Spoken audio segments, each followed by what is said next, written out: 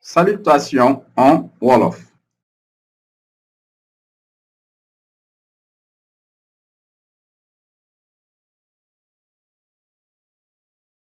Salamu alaikum.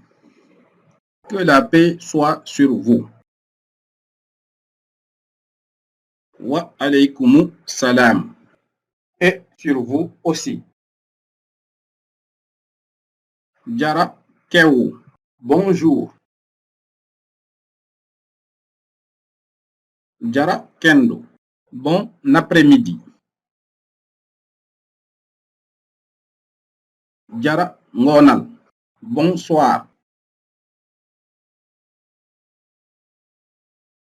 Ndax yaa ngi ci jàmm? Êtes-vous en paix? Jàmm rek. Paix seulement. Naka nga def? Comment vas-tu? Maa ngi ci jàmm. Je vais bien. Naka la njaboot gi def? Comment va la famille? Ñu ngi ci jàmm. Ils vont bien. Naka liggéey bi? Comment va le travail?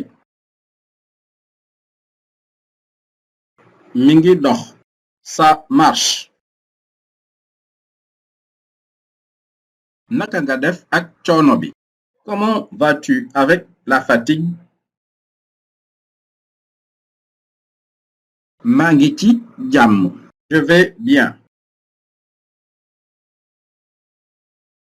Naka la Adama def?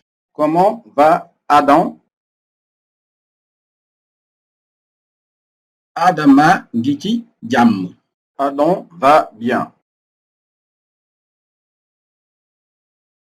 Naka lañu def?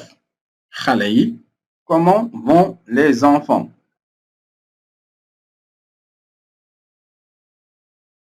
Ñu ngi ci jàmm. Ils vont bien.